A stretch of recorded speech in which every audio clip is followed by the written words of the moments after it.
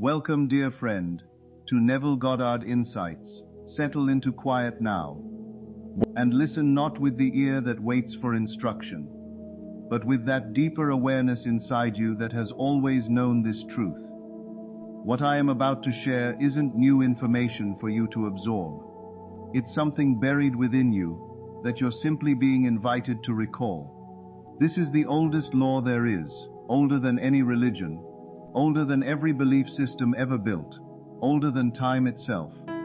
It is the law through which everything comes into form, the law that upholds all things once they appear, and right now, in this very moment, it is moving through you as your own vivid, creative imagination. For most of your life, you were probably taught that fulfillment comes from outside yourself, that you must push, strain, calculate, negotiate, and outmaneuver your circumstances to get what you want. But I want you to hear this with complete conviction. Nothing you have ever received actually originated outside of you. The visible world has never caused a single thing. It only reflects. It is the shadow, the after-image of what is already alive inside your consciousness. Consciousness is the one true reality. Nothing exists apart from it. So when you hear the phrase, win the lottery, your mind probably jumps straight to numbers, tickets, luck, odds, some external mechanism you must somehow crack or defeat. But all of that belongs to the surface world of appearances, the world of effects.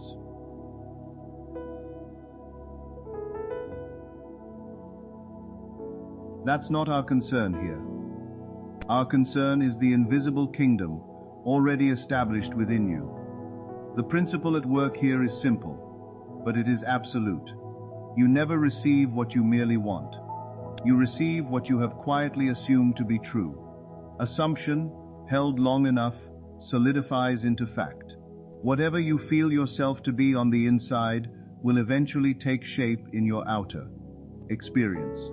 So if your desire is to win the lottery, you must first grasp that the lottery itself was never the true cause of wealth. The ticket isn't the cause. The drawing isn't the cause. Wealth is, and has always been, a state of consciousness, and your work is to move into that state rather than chase its outer symbol. Creation, in a sense, is already complete. Every possible version of your life already exists in potential. The version of you who has already won exists right now. The version of you who receives sudden, unexpected abundance exists right now. The version of you who lives in complete financial ease already exists. None of these are futures you must build brick by brick. They are present states simply waiting for you to step inside them. You don't manufacture the state, you choose it. This is why you're being asked to stop striving and simply listen. Because striving belongs to the old identity, the one convinced that effort alone produces results. But this law doesn't operate through action. It operates through identity, through what you assume yourself to be. The instant you assume the feeling of having already received your wish, you shift into that new state, and once you're there, your outer world has no choice but to rearrange itself to match it. There's an old scriptural instruction to be still and know that a higher power moves through you, and that stillness was never about the body sitting motionless. It's about silencing doubt.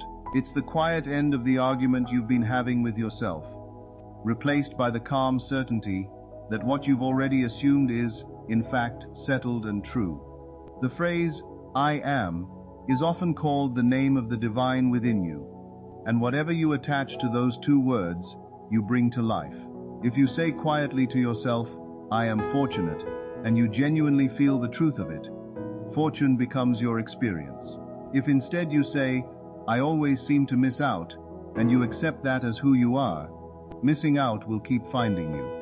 The outer world does nothing more than mirror back whatever identity you've settled into. Understand this clearly. You cannot hold two conflicting states at once. You can't simultaneously be the person hoping to win someday and the person who has already won. You can't be the one anxious about bills and the one resting easily in financial security at the same time. One identity has to be released before the other can be occupied. There's an old teaching about letting the dead bury the dead. And the dead here simply means your old, worn-out assumptions. They carry no power of their own except what you continue lending them through attention. When you keep replaying old disappointments, retelling stories of bad luck, defining your worth by past setbacks, you're breathing life back into that former self. And as long as you remain there, the world keeps confirming it right back to you. The past only holds power over you if you keep living inside it mentally. It is nothing more than a memory you insist on reanimating in the present. Let that identification go. Step into a new state, and you'll find the past quietly reshaping itself to fit who you've now become. When this teaching speaks of winning the lottery, it isn't really talking about chance at all. It's talking about selection. You are simply choosing the state of unexpected abundance. You are choosing the state of being financially secure, beyond anything you previously ever imagined possible. You are choosing to become the kind of person who says, without hesitation, wealth finds its way to me in the most surprising ways, and who feels that statement as completely natural, not forced or performed. Feeling is really the whole secret here, not manufactured excitement or frantic hope, but a settled, quiet sense that something is simply real. Ask yourself honestly what it would feel like if this were already your reality, not next week, not once the numbers are drawn, but right now. What would your private thoughts sound like? Would you still be running calculations and worrying over odds? Of course not. You'd feel calm. You'd feel relief washing over you. You'd feel a deep, unexplainable gratitude and ease. Step into that feeling deliberately. Don't force it or grip it too tightly. Simply let yourself picture a small scene that implies your wish has already come true. Maybe it's a friend's voice congratulating you. Maybe it's your bank balance reflecting sudden abundance. Maybe it's the weight of new house keys resting in your palm. Pick one simple scene and live inside it in your imagination, as though it's unfolding right now. Let it sound real. Let it feel solid and true. Then release it completely. Don't loop it obsessively out of anxiety. Don't go searching the world for proof or signs. The seed has already been planted, and if you keep digging it up to check on it, you'll only kill it before it can grow. Assume the feeling, then rest in it completely. The way you'd rest after a long day's work is done. What we're really talking about is the quiet certainty that something is already accomplished, not because you've seen proof of it, but because you've shifted your inner state. And shifting state is the only real kind of change that ever takes place. You might ask, what if the numbers don't line up? What if my ticket isn't the one chosen? And again, I'd remind you, the ticket was never the cause. The drawing was never the cause. Life will organize itself however it needs to, in order to express whatever state you'd currently living in. Maybe it arrives through a lottery win. Maybe it arrives as a gift. Maybe it shows up as some opportunity you never saw coming. The mechanics of how it happens aren't yours to worry about. That belongs to what you might call the chain of circumstances, the natural sequence of small events that unfolds once you'd already assumed the outcome is settled. These events often look completely ordinary, even disconnected from each other, yet they're quietly being pulled together by the conviction living inside you. You don't need to push them into place or steer them yourself. They'll naturally lead you toward whatever you've assumed to be true. This is exactly why you're told to simply listen rather than do. Listening here means an inner alignment, recognizing that imagination itself is the creative force behind everything. There's no higher authority than that. When you picture life from the vantage point of the wish already granted, you're activating the same creative power that shapes the universe itself. The world simply reflects whoever you're being in any given moment. If you carry the identity of someone who expects letdowns will keep showing up. If instead you carry the identity of someone who knows life tends to surprise them generously, generosity keeps showing up. A mirror has no opinion of its own, it only reflects. You wouldn't stand in front of a mirror trying to alter your reflection by fiddling with the glass itself. You'd simply change your posture or expression, and the reflection would shift automatically. Life operates the same way. If wealth is what you're after, don't waste energy trying to manipulate the reflection directly. Instead, shift your inner expression, your actual identity.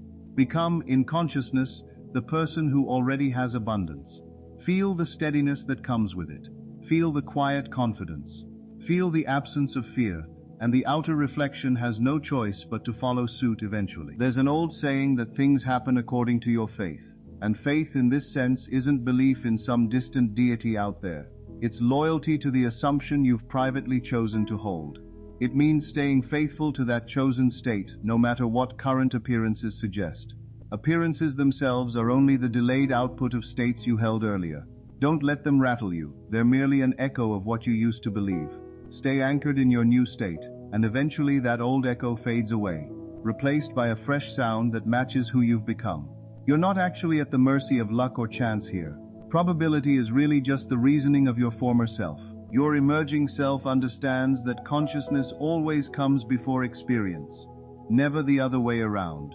The inner conviction always comes first, and the outward confirmation follows after. So if winning is what you want, win it internally first. Feel yourself already victorious. Feel yourself already favored. Feel yourself already chosen. Not boastfully, but as a settled, quiet fact you simply know to be true. Then carry that feeling with you as you move through your day.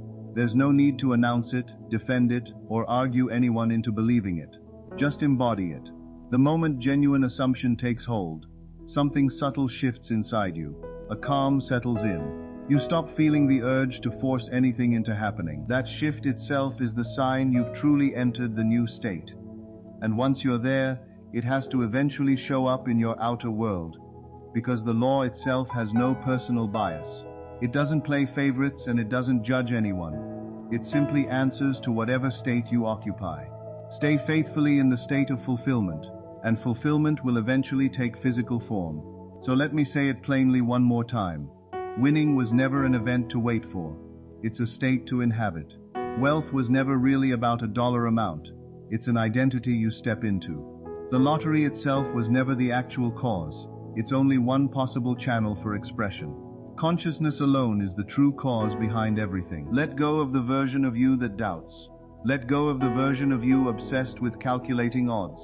Let go of the version of you that clings to the identity of being unlucky.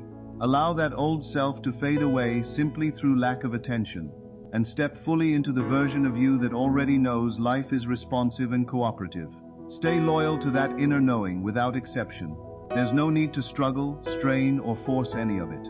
That deeper power inside you does the actual work, and that power is nothing other than your own vivid human imagination. Be still, assume the feeling, let yourself truly feel it, know it as settled, and the world, faithful and unfailing, will mirror back whatever state you've chosen. That's the entire law, the whole secret, the way anything at all comes into being.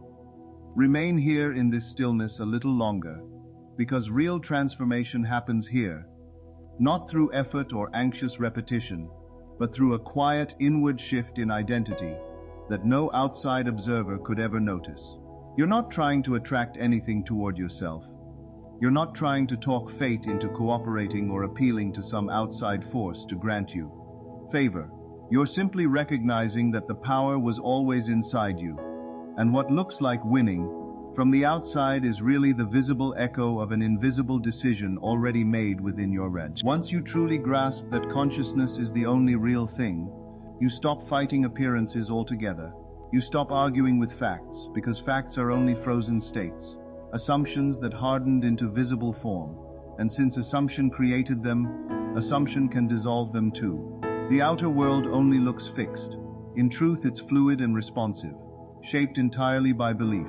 Shift the belief, and the structure rearranges itself accordingly.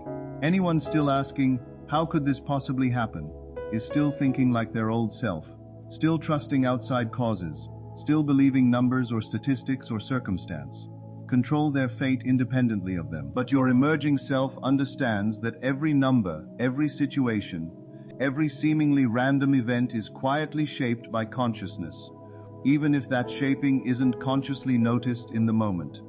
There's only one true cause, and it's the I am within you. If you tell yourself, I'm always fortunate, and you genuinely feel that to be so, life will find countless ways to prove you right.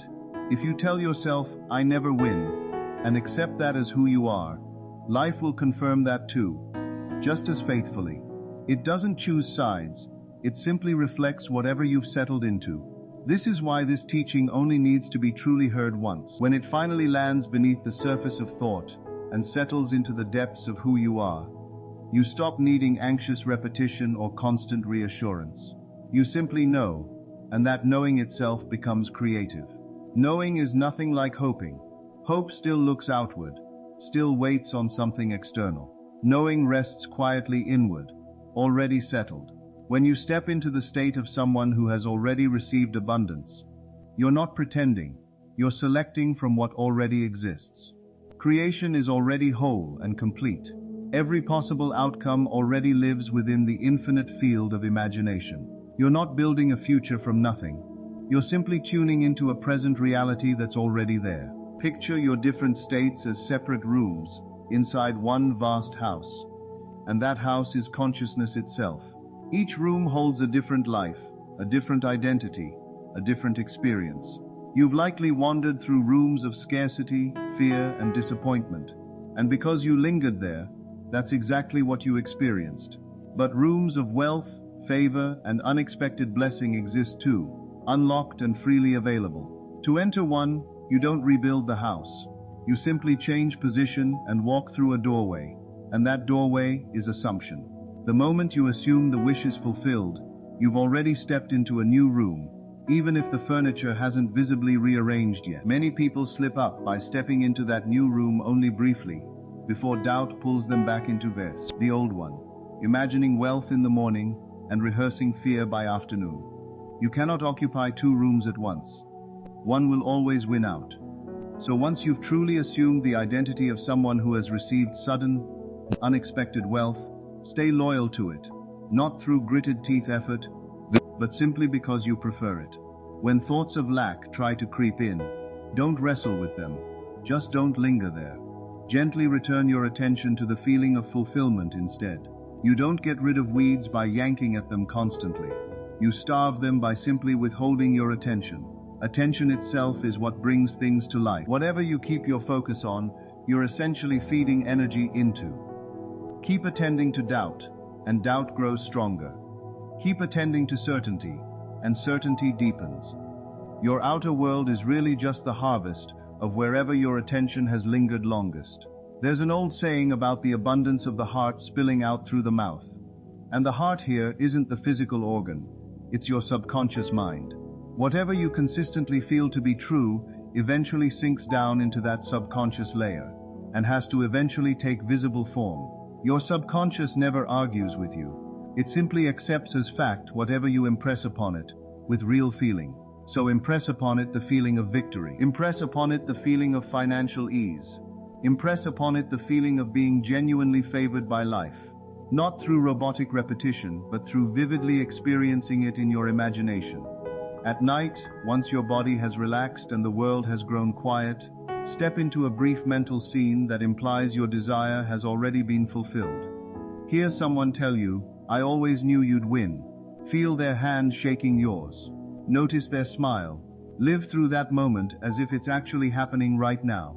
Then drift off to sleep while still holding that assumption. Sleep acts as the doorway into your subconscious, and whatever you carry with you into that doorway gets planted deep, and whatever gets planted that deeply has to eventually grow. But don't mistake the technique itself for the actual power at work. The technique is only a vehicle. The real power is your identity. If you genuinely accept yourself as someone blessed, favored, and consistently supported by life, you'll notice events beginning to rearrange themselves in ways that don't follow ordinary logic. Logic, after all, is built entirely on past observation, while this law operates from present conviction instead. You might glance at your current bank balance and insist, "This is just reality." But I might tell you that's only the lingering echo of beliefs you held before, not the ultimate truth of things. The only ultimate reality is consciousness itself. Shift your inner conviction, and the outer fact has no choice but to eventually follow, since it never had a life of its own to begin with. The world you experience is really just yourself, reflected outward.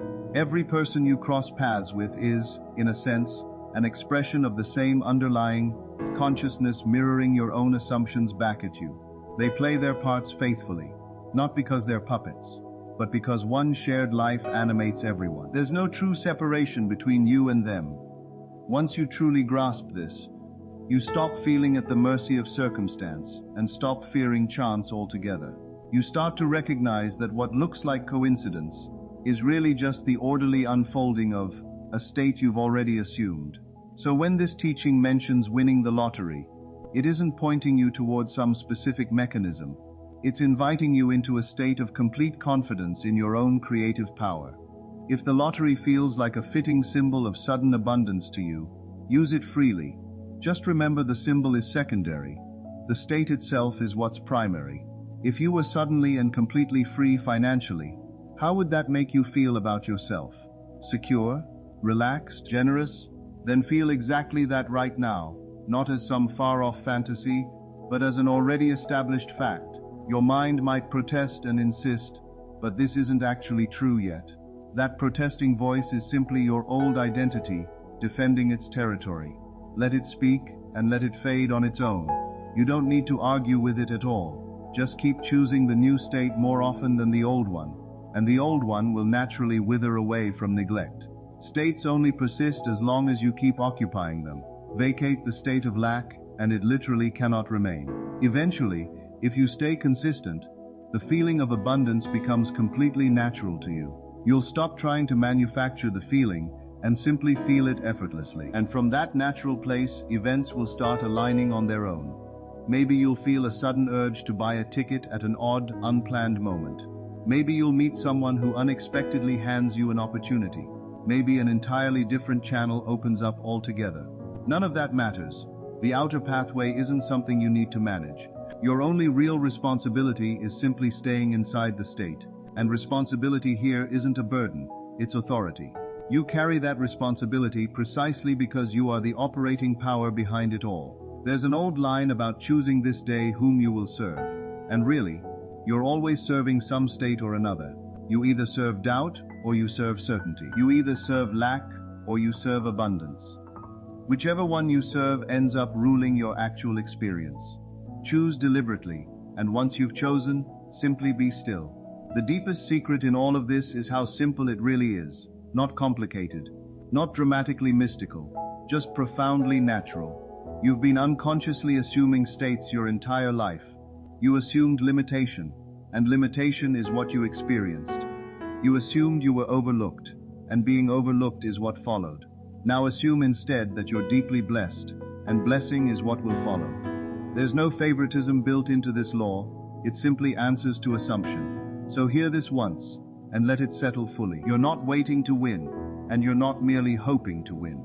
You are, quite simply, someone for whom abundance comes naturally, someone fortune flows toward, someone whose outer life reflects an unshakable inner certainty. Feel it, know it, rest completely in it, and just as surely as night follows day, your outer world will reorganize itself to match that inner conviction, because consciousness is the only true reality. Imagination is the creative power behind everything, and whatever you truly assume must, in its own appointed time, become real.